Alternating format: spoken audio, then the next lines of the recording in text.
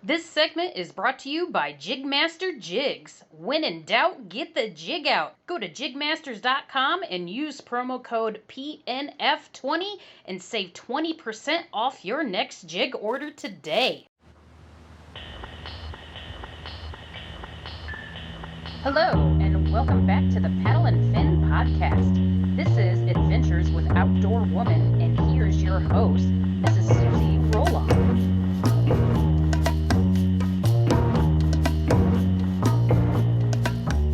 Hey guys, and welcome back to another Adventures with OutdoorWoman episode, and I'm your host, Susie Roloff, and today I have an epic guest, Miss Jessi Mitchell, out of her sweet minibus in Kentucky. Jessi, say hello and welcome to the show. Hey guys, thank you for having me. You're welcome. So yeah, if you guys don't know Jessi Mitchell, she recently went through a transformation and is now living out of a little mini short bus that she converted herself with, I think, with a help from her dad, if I remember right. Yep. And so yeah, she's been doing that, but enough of me talking. So Jessi, I'll kind of let you kind of run the show because this is about you, and let's hear about who you are and kind of how you got into like kayak fishing and how you got into the bus life and let's go from there. Okay, well, for starters, I'm Jessi and 31 years old. I'll be 32 this July. And for the past 10 years of my life, I've been working in the Department of Corrections. And after 10 years, I quit as a sergeant. And with a very demanding job and hardly any flexibility with my life, I constantly craved that. So about 3 years ago, I went through a bit of a rough divorce and wanted to just start all over, be fresh, and find something where my heart was in because I was so focused on my family. And it was now time to focus on me. So I had a good friend of mine introduced me into bass fishing. I had already bought my little Hobie, and I had no idea at the time what I even had. I just knew I loved that kayak, and I wanted to be on the water as much as possible. So he's like, hey, why don't you come out and fish, and I'll show you a few little lures and things that we can do and techniques and just see how you like it, because he knew I loved fishing to begin with, but I had never bass fished in my life. And I was like, I don't know. Well, anyhow, long story short, about 3 weeks after I started bass fishing, I fished the Hobie Bass Open and Kentucky Lake 3 years ago. And I was like, what am I doing here? Oh my God. But I loved it. And I loved being around all the people, and everyone was so friendly. And then I started joining the KBF online challenges, and we would go out and fish and just have a good time. And during that time with traveling, I was actually sleeping in my little SUV I had bought. And being in that tiny little space, I was actually kind of comfortable, but I was like, I've got to have something bigger and better. And with a little bit more of my past, I was an Army brat. My dad retired after 20 years. And I always had the just heart to travel. We always camped since I was a little bitty girl and traveled all over the United States, out of the country, Germany, Berlin, Hawaii. I mean, you basically name it. Wow. We many places. I've actually traveled more outside of the States than I have inside.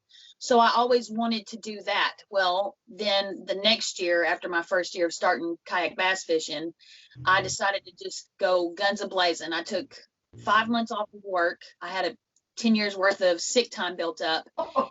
And I actually got really sick with Rocky Mountain spotted fever.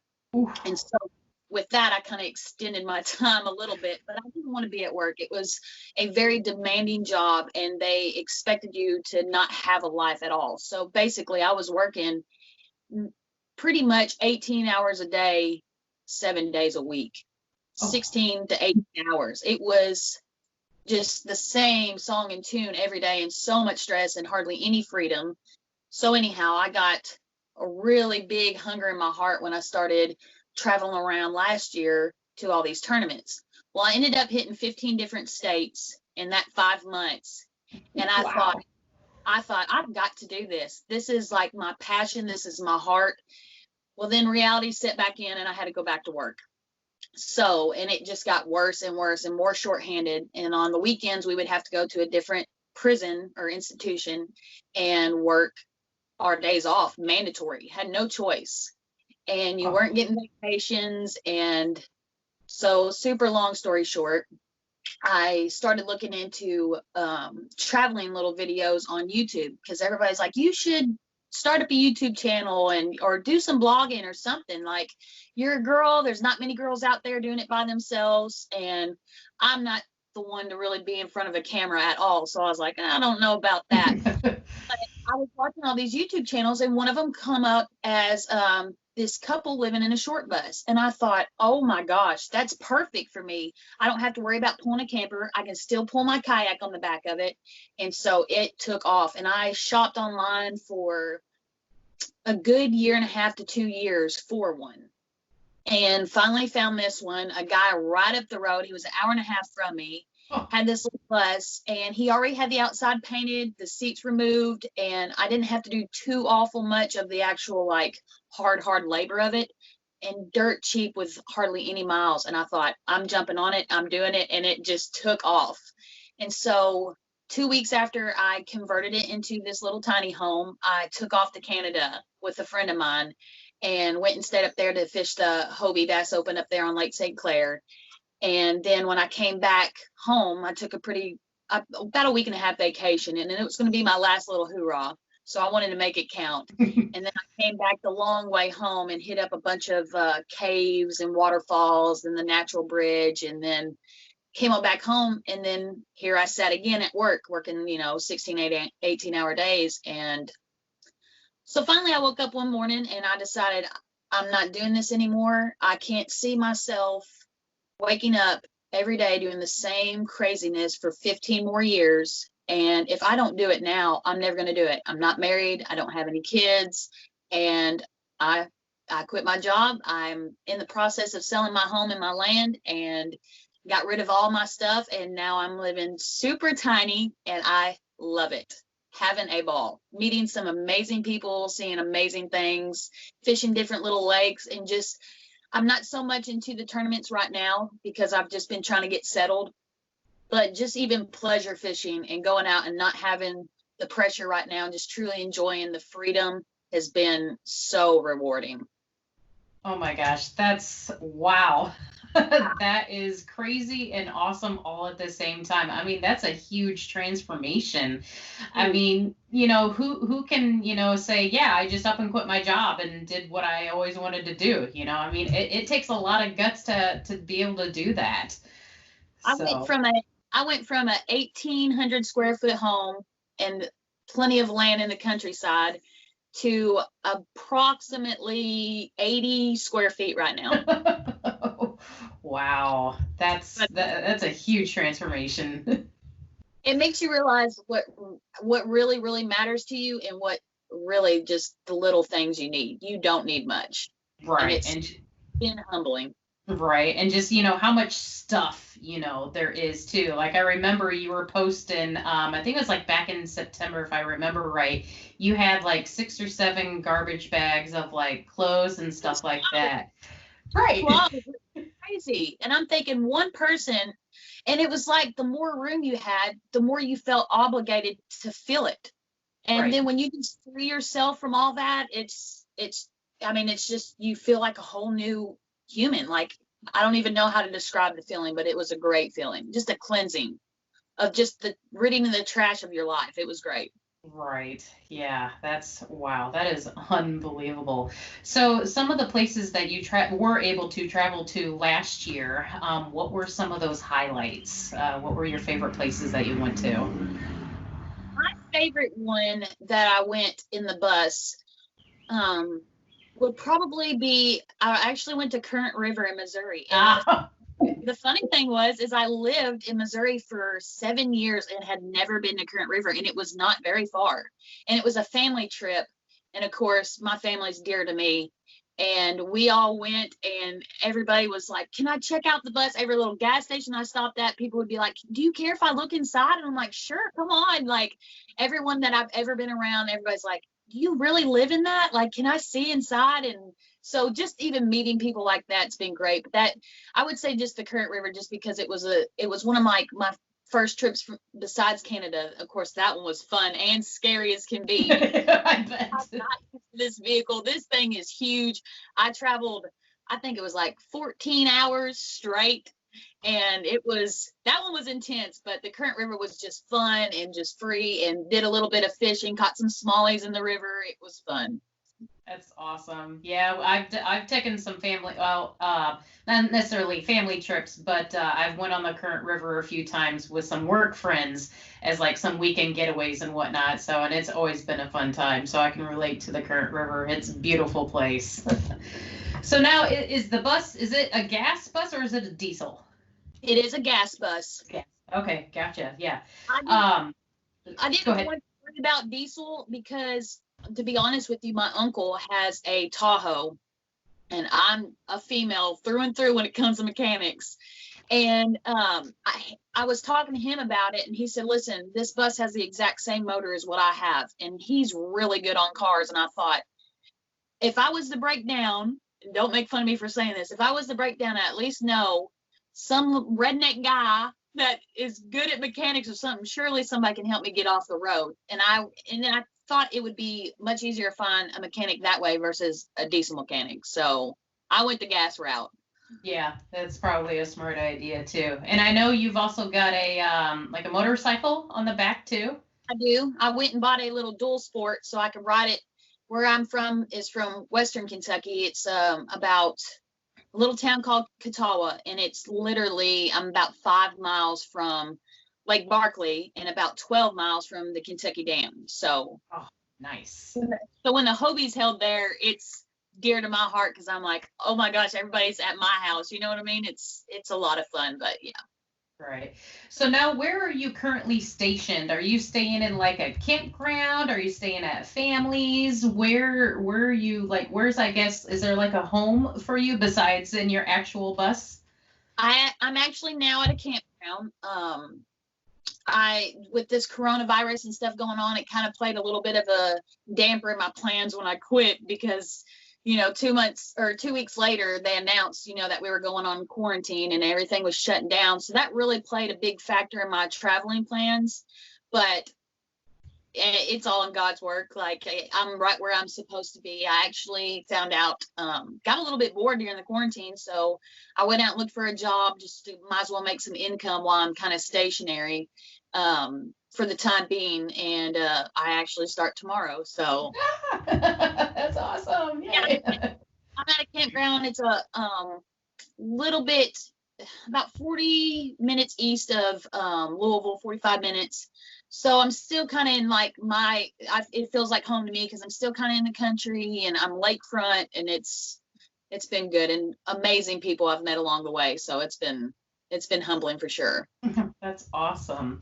So now as far as like the bus goes, so do you have, I know from pictures and whatnot, it looks like you've got like maybe an air conditioner and or a heater in there? I do have a heater. I don't have an air conditioner yet. Actually, these wonderful people that I've met down here, I was talking about getting an air conditioner and they went out and bought me one. Oh my gosh.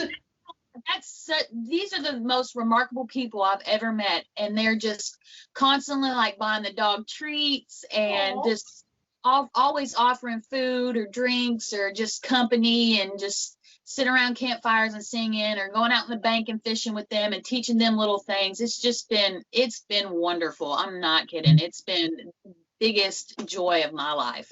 Oh my gosh, that's awesome. So now, let's see here. When it comes to like other, I guess like amenities in the bus, I know you've got a sink and everything. So do you, I may not know a lot about like, RVs and campers and stuff like that. So do you have to like fill like a water tank on it and whatnot? I have underneath, I have a twin bed that's over here. And underneath the twin bed is a 30-gallon water tank. And I went and bought a 12-volt RV pump. Now, I originally started out with a cheaper pump. And don't waste your money on a cheap one. If you're going to get one, you might as well go ahead and get the big boy because they usually will burn up. And that's exactly what mine did the first time I used it. So I upgraded the pump, and it runs off just a little 12-volt battery that I charge up maybe once a month. It lasts for forever. And actually, surprisingly, I'm extremely cautious on how much water I use. And like, for instance, brushing my teeth. I don't run the water while I'm brushing my teeth. Usually, I'll just take a bottle of water that I open up in the morning.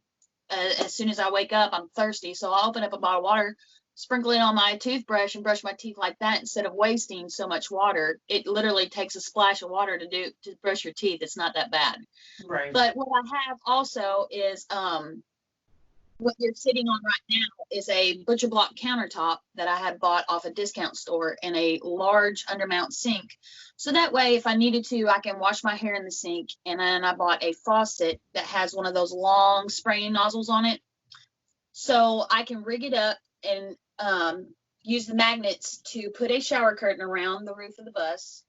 And I can wash the rest of my body off if I have to, which luckily I have not had to resort to that. I've always been able to find showers and stuff pretty easy. Any kind of truck stop, and of course the campground has one here too.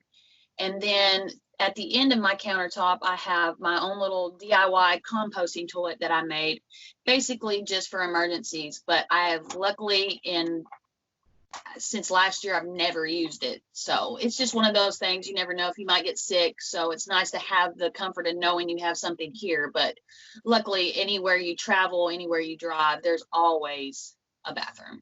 Right. Yeah. Wow. That's awesome. And things are key. Right. Yes. Yes. They're always useful. Really quick in a bus. Yep. So it took you, what, approximately 2 weeks to build your bus? 2 weeks, luckily. Now, the guy that I bought it from, luckily, he removed the seats and put a floor in, and just very simple flooring. So that would have probably took me an extra week to do. So if someone was to get an actual true bus, but this was round the clock working too. And I made mine very simple. I didn't run a bunch of wiring. I just did mine very simple and easy because I wanted, me not knowing how to do too awful much, I wanted it to where when I'm out on the road and something's wrong, I know how to fix it, and I'm capable of fixing it. So it has a little mini fridge, and it's enough to hold the beer that I drink from time to time, little snacks. Nice. So yeah, it's not too bad. That's good. So where does all your power run from? Right now I'm on shoreline, and okay. For that, I was running off of a generator. But to be honest with you, when I was doing all my traveling last year, or we'll say last year, prior to January, I really didn't use that much electricity. I had battery operated little magnetic lights, which you will find when you live in a bus. Hooks and magnets are your best friend. So I would have these little magnetic lights, and when I bought them, I had no idea they were magnetic. Had a little Velcro on the back. As a matter of fact, that's what these are. And they're just super simple. You just flip them on. They're the greatest thing ever. You can move them around. It's wonderful in the middle of the night if you can't, find your bearings. Oh, wow. And the main thing I had to charge, everything was 12 volt, like GoPro or my phone or my earbuds. I would just plug that into the little 12 volt outlet on the bus and charge my phone up. So I really didn't have to worry about electricity for the longest time. Now, when I moved into it full time, of course, I wanted to have some electricity. I had the generator at the time, but to be honest with you, I didn't use that much either. Mm-hmm. Wow. Yeah. So yeah, you definitely don't have a lot of, I guess, stuff to kind of worry about. I mean, you're minimal with your expenses, with your water use, your electricity use, and probably your food consumption and everything too. Yeah. So, right. Yeah. My gosh, that's that's so awesome. So, and I know you fish out of a Hobie Pro Angler. I do. It is I believe it's a 17 or 18. I can't even remember now. I think it's a 17. Right. Yep. So yeah, nothing too crazy, too fancy, but yeah. I know you'd recently changed your profile picture. Is that your personal best bass that you have up there? It is. Yep, that's 22 and 22 and a half. 22.5. That's right. Yep. And would you say you caught it one? I caught it on a whopper plopper.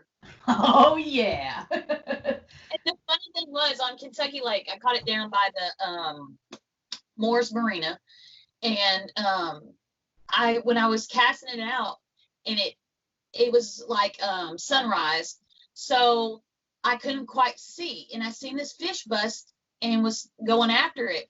So of course I set the hook. Well, my first instinct was, this is an Asian carp. I have hooked one of these nasty fish, and I don't want to bring this sucker in. And usually with any bass, even in treble hooks and all, I'm sticking my hand down there and getting it. I don't even worry about the net half the time. I want to get my hands on this fish. And I was like, I'm not touching this nasty, slimy thing. And I thought I foul hooked an Asian carp. And it was going crazy. And I'm just shaking still. Even though it's an Asian carp, I mean, my little pedals on the Hobie were going crazy. And I ended up netting it. And then when it got in the boat and the way it was flopping, because I've had Asian carp jump into the kayak multiple times, and I seen it flop, I was like, that's not an Asian carp. So I hurried up and hit my headlamp on, and I lost it. I was like, oh my God. I mean, lost it. Jackhammer legs shaking. It was insane. It was the best catch. I'll never forget that one. And ironically, that very same day was a year prior is when I caught my personal best, and it was just like an 1/8 of an inch shorter than this one. So it was a remarkable day. It was a day to remember for sure. Right. Oh my gosh, that's awesome. That's so awesome. Now I know, also looking at some of the things on your profile too, you are part of Yak Tribe. I am. I love Yak Tribe. It's a great kayaking community. They were doing tournaments there for a while. They're kind of leaning off that right now, but basically it's just a community where you can go on their website and join for free. And they have wonderful sponsors that we're affiliated with as well. O'Mills being one of them. And if anybody's ever tried O'Mills, they definitely, or haven't tried them, they definitely should. It's super easy. Love it. It's one of the best kayaking meals you can have if you want a hot meal for sure. Because everybody gets tired of the Vienna sausages and peanut butter crackers after a while. Right.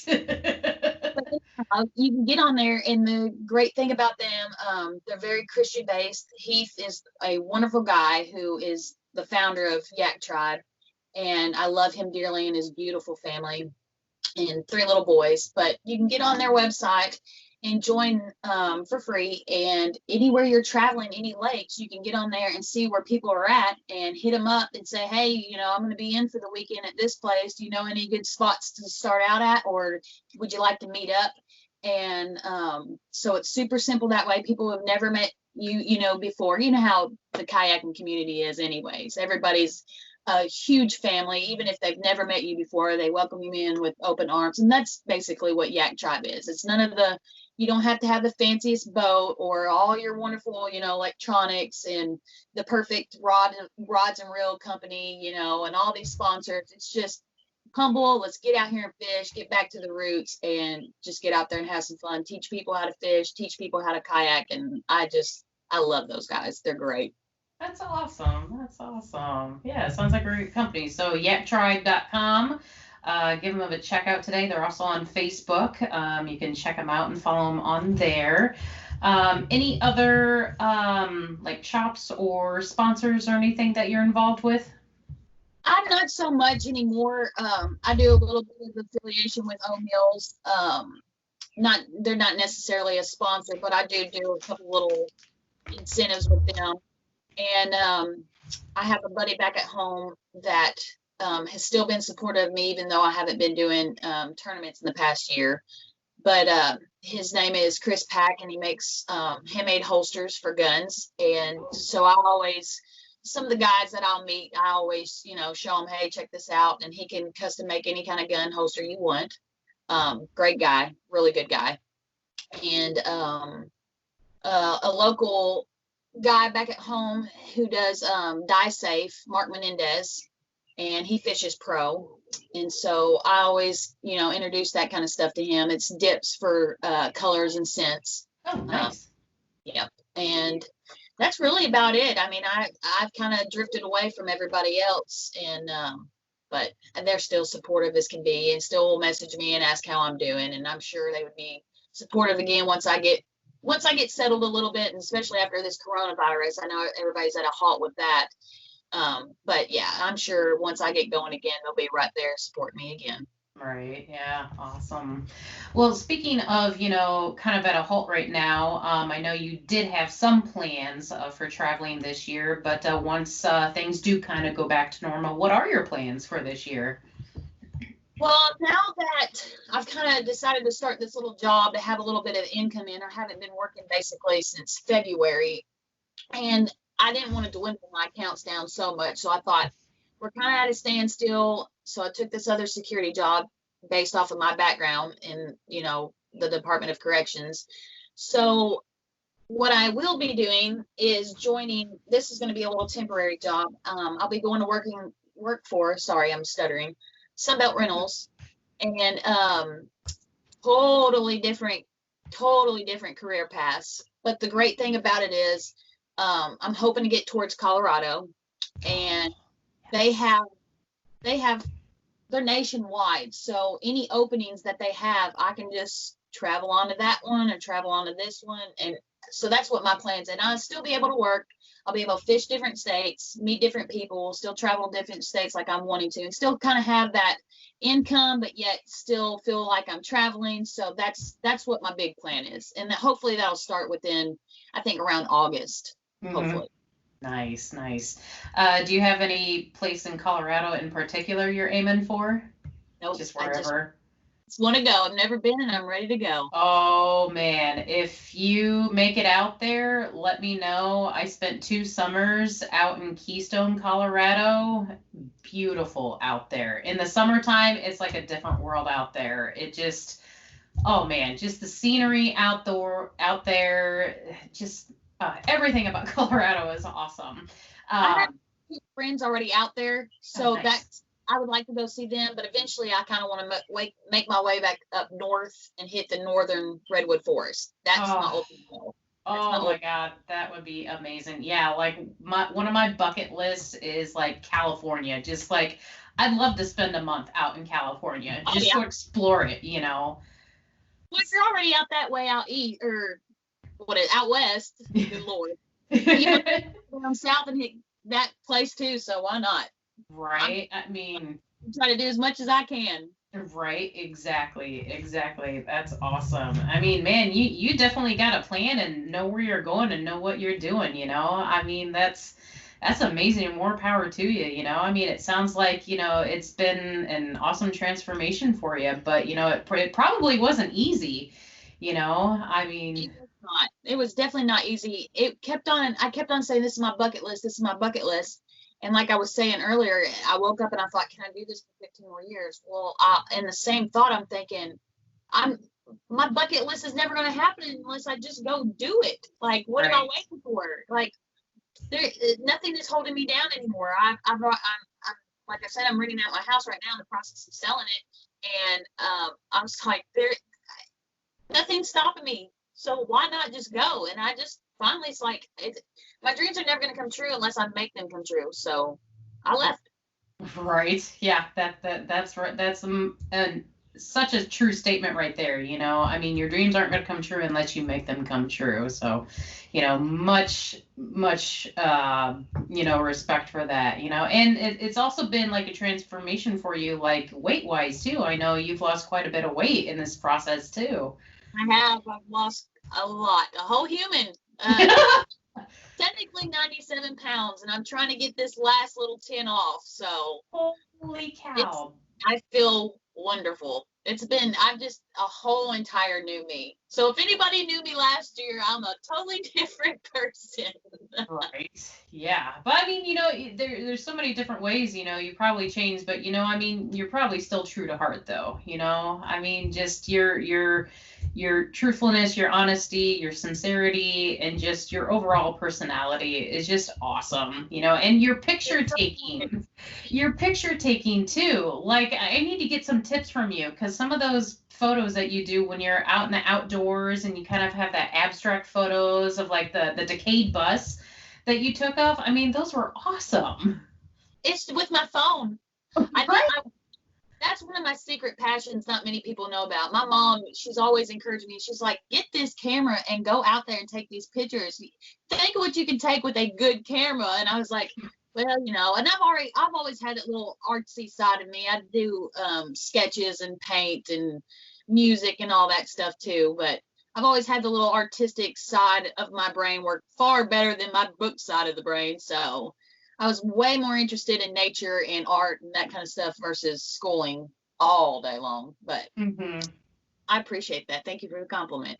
Yeah, you're welcome. You know, and I had I was talking to some of the guys too that are part of the Paddle and Fin podcast. You know, we'll talk about the hosts that we have coming up, and if you know, people have questions that they want to ask the host. And one of the guys that said, you need to figure out how she takes those awesome photos. I'm like, I'll point that out too. I guess I just get lucky. I just with my phone, I don't put any special little settings on there. And then I do have a little editing thing on there that I'll do, and I'll put like just a little bit of drama to it, is what it's called. I think the app is called Snapseed. Okay, yes, yeah. And I'll do a little bit of tweaking, like if it's a little bit too much shadow, and I try my hardest not to over edit. That's one of my big pet peeves. Sometimes you can get carried away with it, but that's my little secret, basically. That's all I do. Right. Oh, that's awesome. And I know you've got a companion that travels with you too, right? I do. And she is something special. I actually adopted her from the prison. She was an abandoned dog, and they had a dog program, which they still have it. They've had it for plenty of years. And yeah, she's snoozing right now, but she's mama's girl. She don't leave my side very often, but she's. Aww. I know everybody says their dog's the best, but I'm pretty partial to mine. Right, yeah. And I know you've got another one too, but she's kind of older and staying with your mom. Yeah, she's old, and we just let her do whatever she wants to, and she can definitely do it over at mom's house. She has free range. She's never been on a leash and never really been on a lead. And when I go somewhere, she's so tiny, I'm scared she'll get run over. I've had a couple of dogs lost, and it just terrifies me.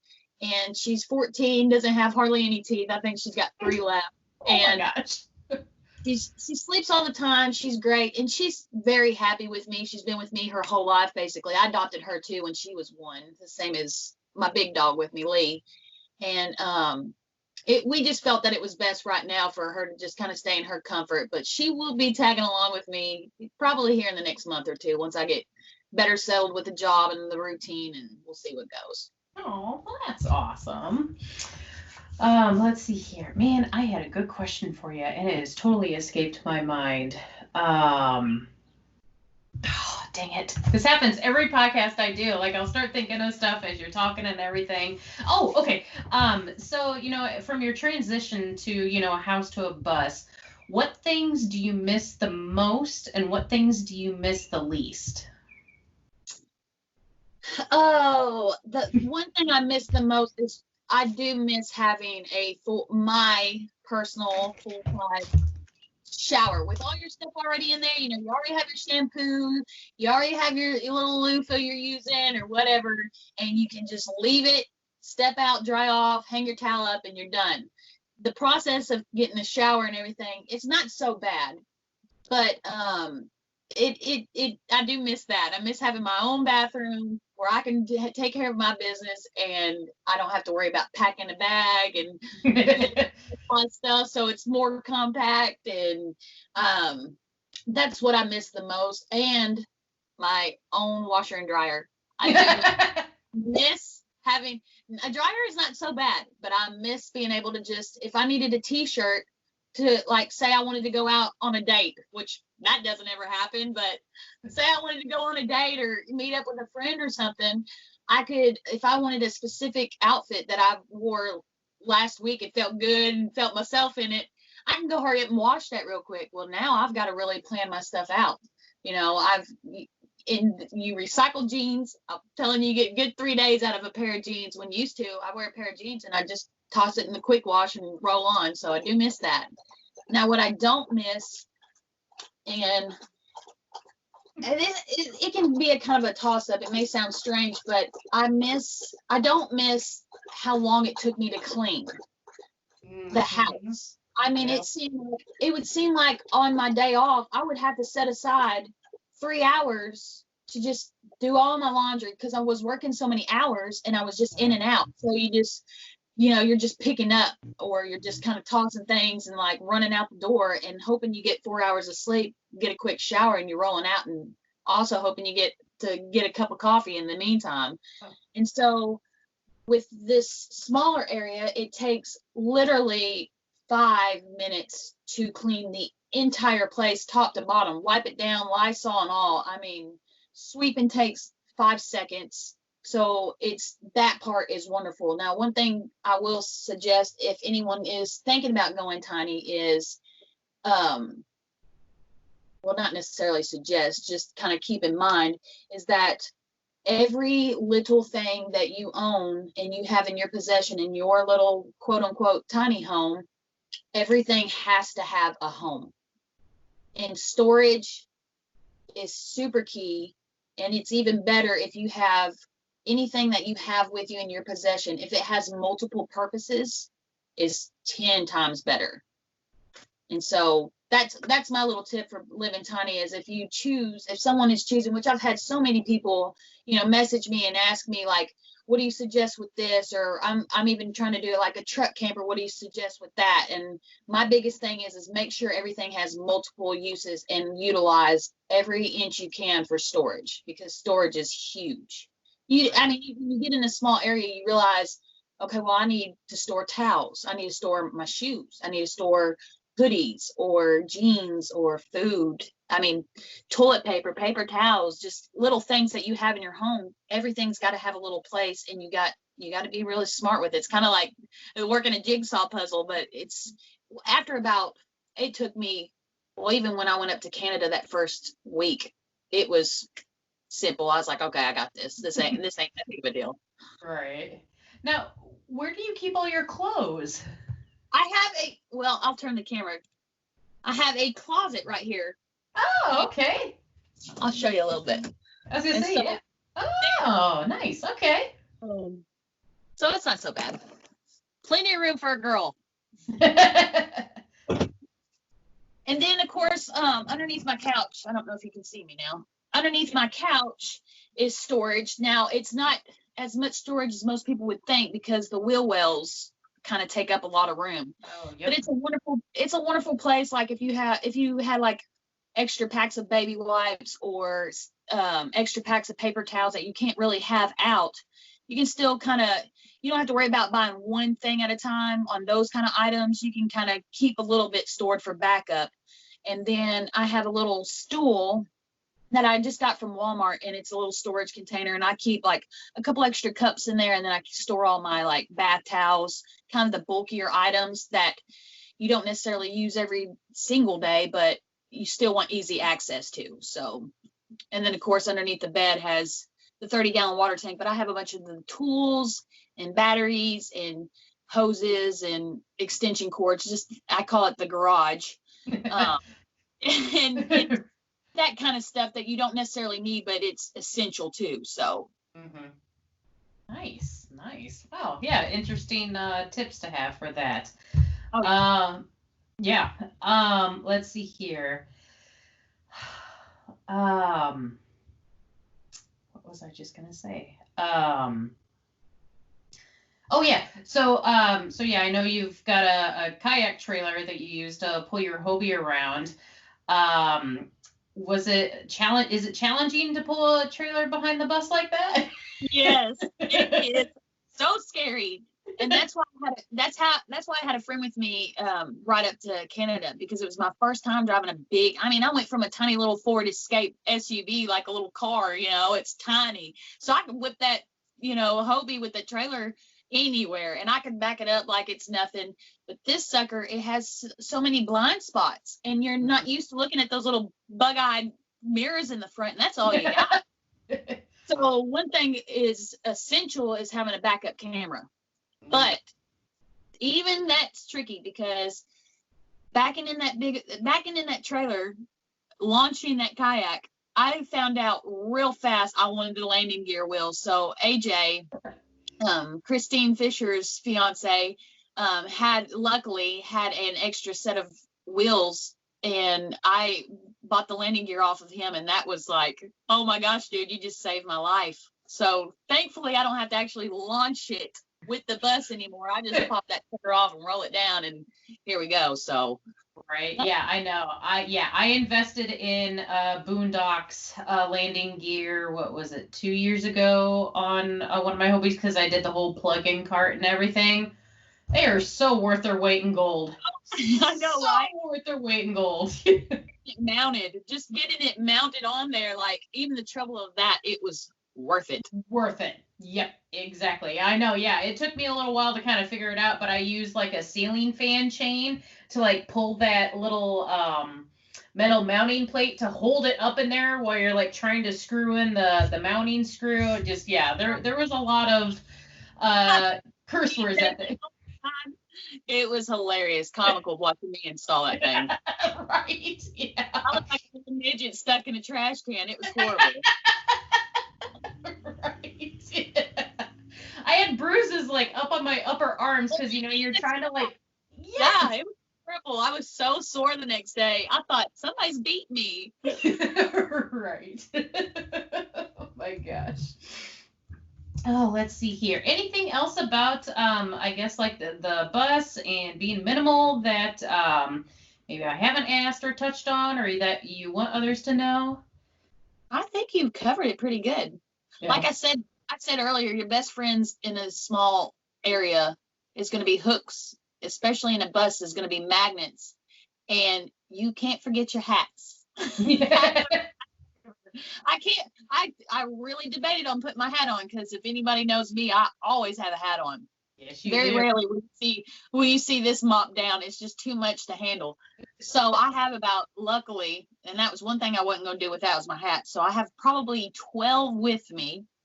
And I really debated on putting a hat on for this, because I thought, well, most people ain't even going to recognize me with my hair down. So, but no, just whatever is your most convenient things, make life easy on you. You don't need so much. You'd be surprised what little you really, really need. And storage is just key. Use your storage. Mm-hmm. Use every inch you got. Every little inch matters. It really does. Mm-hmm. Oh, yeah. And another tip is don't have a white comforter. I have a white comforter right now, and it is no fun. It's no fun, because I have to have my stuff just so. And you'll find real quickly when you live in a small space, you kind of start getting a little OCD. Like everything has to be just, like even these back pillows right here have to be positioned just right, or I'm like not content. And so having a white comforter, it's not good. Darker colors are a little bit better, unless you have a white dog. Well, well, one of your dogs is white though, right? Yeah, she's white, and she's a shedder. So that's not so much fun in a small area, but just sweeping and, like I said, wiping things down, it takes literally the whole place 5 minutes, and it's spotless, so it's not that bad. Nice. That's the part. Right. Yep. Now, when it comes to, I guess when you use water and everything, does it have like a reservoir tank that it uses like the trash water or whatnot that it goes into that you have to empty? Like a gray tank? Yeah. I kept that super simple too. I have a little 5-gallon bucket under the sink, and I use the biodegradable soap, of course, because people get all in a tizzy if you don't. Plus, I don't want to go around putting toxic chemicals out there. And so when it gets full, it takes it a while, and I'll dump it before it even hardly gets full, just because I don't want the smell in there. I'm assuming if you let it sit for a while, you're going to start getting a little bit of an odor, especially if you have like sugary drinks that you're dumping down the drain, or food or whatever. And so anyhow, when it gets about, an inch or two in it, I'll just go ahead and dump it out, and it's I didn't want to have to worry about drilling holes and running a tank and having to drive the bus up and empty it somewhere at a dump site. I didn't want to have to deal with any of all that. I just kept my stuff super, super simple. Wow. Yeah. Awesome. Nice. Now, what about cooking?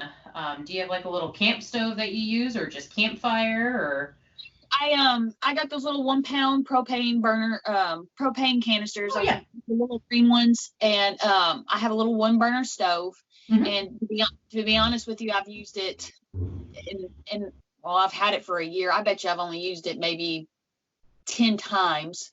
I've cooked a few, like I made a roast a couple of times, just to have some real food. But to be honest with you, I'm not the biggest eater, and so I basically live off of snacks like tuna fish and string cheese and jerky and carrots and grapes and things like that. I don't really eat like big meals. I kind of just snack all that. And so I have that in the mini fridge, and I don't mind it. Luckily, when I go home, my aunt loves to give me fresh farm eggs, so I'll fix me a couple of eggs and toss Lee one in too every now and then, and I'll do that from time to time. But the little 1 burner stove with the propane, it's last me. Well, I think the 1 pound, I think I'm still in the same one as last year, so that shows you how little I cook in here. Right. Yeah. Yeah. So yeah, you keep it pretty simple with food, is what I like to call like travel food in a sense, it's not messy, it's simple, it's portable, and it's easy. So awesome. Nice. I do have a small little charcoal grill, and I'll grill on it every now and then. Sometimes I'll chicken or go and grab me a steak every once in a blue moon. And so I like to do that outside, of course. As much as I can get outside, that's what I'd rather do. So right. Yep. Well, in the meantime, since February and like since with COVID and everything, what else have you been kind of doing in your downtime? Well, a little bit of the photography, and I was there for the longest time, was doing a lot of hiking, especially out in LBL. My family actually originated from there, and there's so much history and beauty out there that people have never even seen. So I was doing a lot of that. Of course, fishing, that. And spending time with the dog, meeting new people, traveling around and seeing little waterfalls and creeks and that kind of thing. Just seeing the world, just seeing what's been around me. Right. Keeping my social distancing to a pretty good. I don't know, a lot of us around here now have been under quarantine, and they've been for so long that we still hang out, and everybody's wanting to grill out and smoke something, and smoking Boston butts and turkeys and all that kind of stuff. So it's been good. I had to clarify on the smoking. Yeah. Right. Nice. Awesome. Well, gosh, that is an awesome life that you're living right now. I mean, I'm happy to see where you've been going and how you've been doing. I know things were a bit of a struggle. We definitely missed you when you weren't able to make the women's event last fall, but we're hoping to maybe see you this year too. Fingers crossed. Yep. And that, I mean, hey. Have they set the date for that? Yes. That is, let's see here, hang on, I got to pull my calendar up here. That is, usually I have these dates memorized. It is September 24th through the 28th. I will tell them tomorrow. Yes, down on Table Rock. So, yes. Yeah, I love Table Rock. I know, yeah. Like I've been to Table Rock once on a family vacation when we went down to Branson, Missouri, but like I haven't been on it since. So it'll definitely be kind of like a new experience for me, but like I'm definitely excited for the event in general, and hoping that you can make it so we can definitely see your bus and learn more from you about your minimalism and everything. Absolutely. Be awesome.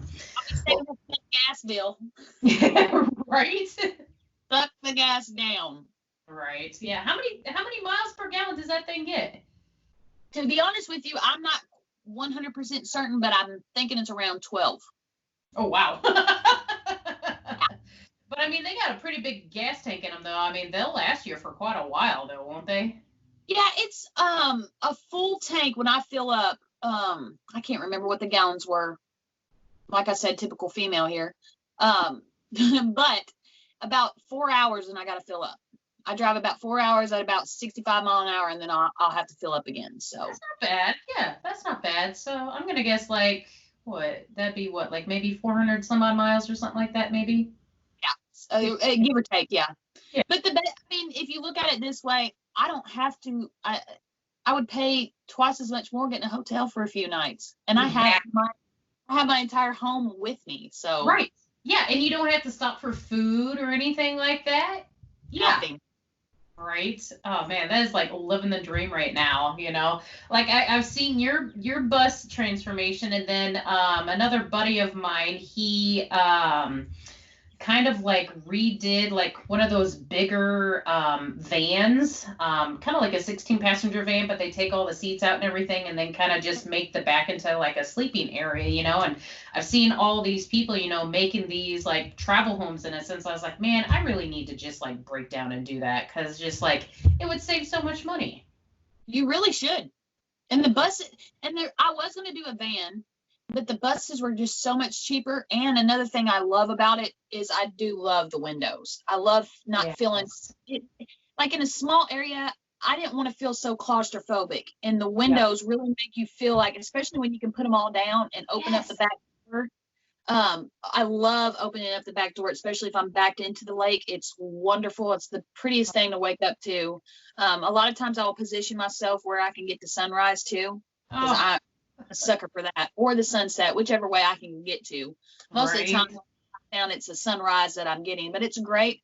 I did bring my K-cup machine, my Keurig. Gotta have your coffee. Yeah, so I can pop that in real quick, have me a cup of coffee, and I'll sit there and kind of finish waking up and watch the sunrise, and it's great. It's so much fun. I love it. I suggest everyone try it at least once in their life. Right. I know. Yeah. It's definitely one of those things that's been kind of building up on me. It's just, you know, the whole expense thing and whatnot, you know, it's just like, well, you know, so, but yeah, awesome. Well, anything else that you want to kind of highlight on or talk about or let people know about yourself or anything? Really, I really don't. The only thing I really have to say about it is I am so overwhelmed by the kind words and the support that I've been given. And a lot of it is from the kayak bass fishing community, or kayaking community in general, really. And everyone has been like, you go girl, you know, chase those dreams, way to go, you know, you're accomplishing things. Like I admire you, and it's just it's so overwhelming just to see how kind and like genuine people really are. They're like, you know, and I was kind of scared, like especially meeting strangers. I was so scared, like not necessarily scared, but you know, you always want to like make a good impression, and you always want to be accepted in some degree. And I was nervous that people thought that I'm just some like dirty person, like living in this bus like you're poor, or you know, you get your stereotypical things like, are they on drugs, they're just a hippie, you know, they're this, they're that. And it's sad because you can see how close-minded some of those people are.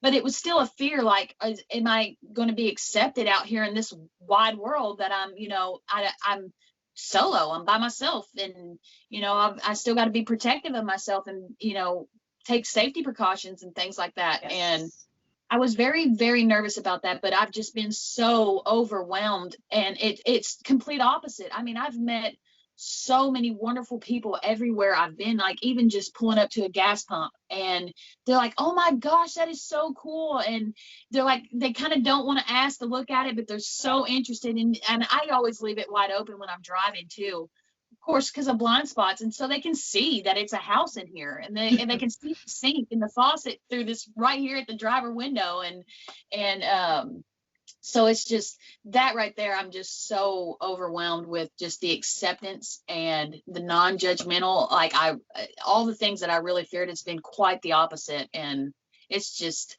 I'm overjoyed with it. I'm just overwhelmed with just the positivity that's come out of it, and it's just I can't even explain what my heart and soul says. I mean, I've tried to do like short little blogs on my Facebook about it, and that's basically where I put everything. I don't try to get all in the hassle with everything else, but I do a lot on my Facebook, and I'll take times, and you can tell when I'm really humbled about something, and I'll really try to go deep in it and like take my thoughts and like put it on paper. So basically I can go back and remember these moments.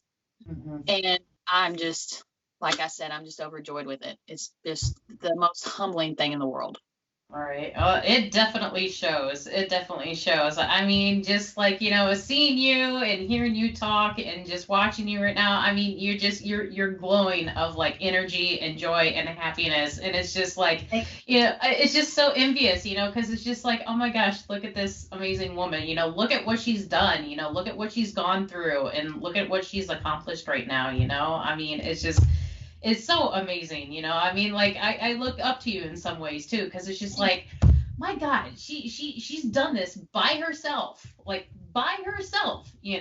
mean, wow, that's just unbelievably awesome. So, well, I definitely hope to, hopefully maybe see you in some travel soon once, the whole crazy pandemic gets done and whatnot. I know today they just announced that all the state parks are finally opening on the 29th. So I'm just like, oh my God, finally!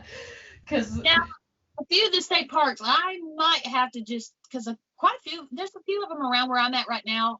Those might just have to be little day car trips for me, because I'm gonna have to build up some finances before I get going. I kind of had a little too much fun, and so I'm just excited, and I'm like, yeah, let's do this and let's do that. So that's the only unfortunate part. That's my next goal. Let's put it that way. And that's my next step, is making sure I have a job that still doesn't anchor me down. So I'm hoping with the Sunbelt one, it'll anchor me down from time to time. Like, I'm sure I'll be posted up in one post for, I would say, at least 6 months at a time. So that's kind of, but the pay and the benefits, you kind of gotta, it's one of them deals. But I would love, my dream next is to find something where I can truly travel full time. And yeah, that would be awesome. That would be amazingly awesome. That would be it. That one might be a little bit more difficult, but I'm still taking it for what it is, and I'm going to enjoy what I get. Right. I know. And I mean, just look at you now, and I mean, look at yourself 10 years ago. I mean, look how far you've come. I mean, shoot, I could see you, finding something to, make this dream come true, like in a year or less, I mean, it'll happen. It'll happen. So hopefully it will. Right. Thank you on that one. Right. Most definitely. Well, Jessie, it's definitely been a pleasure talking with you today and getting to know you. And it's been great. Thank you so much. I'm shocked that I even did this. I've been asked a couple of times, and I keep turning people down or kind of pushing them away because I get nervous on camera. But thank you so much. I greatly appreciate it. It's been wonderful, and just thank you so much. You're welcome. Yeah, it's just, oh my gosh. Sometimes I just get all giggity and, get the chills talking to people sometimes too. Because, my whole goal is, with the whole podcast thing, I was just like, it's not about me, it's about other women in, not just the kayak fishing world, but just in general, like, look at all the awesome things that we can do, and I mean, like, look at you. We can do it. Anybody can do it. Right, exactly. And, and it also just goes to show too, that the community that we have in, the kayak fishing world is just unbelievably awesome. I mean, even though it feels like there's been some hardships going on this year with everything that's happened and whatnot, but, deep down at that foundation, we're still a big family and we're still here to support each other. And that's what matters most. Absolutely. That is what matters. Yep. But yeah, I know you also got an Instagram, right? Reel and Roam. Reel and Roam. Yep. So yep, if you course, a fishing reel. You got to spell that one right. Right. So yeah, if you want to give her a follow on Instagram, Reel in Rome, and then just find her on Facebook, just look up Jessie Mitchell, and you can follow all of her bus adventures on there. Otherwise, I believe that's all we've got for today, folks. So we'll see you guys next time, and see you on the next adventure.